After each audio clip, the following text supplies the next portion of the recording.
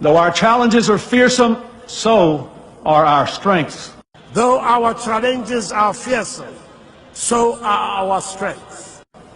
Americans have ever been a restless, questing, hopeful people. Ghanaians have ever been a restless, questing, hopeful people. And we must bring to our task today the vision and will of those who came before us. And we must bring to our task today the vision and will of those who came before us.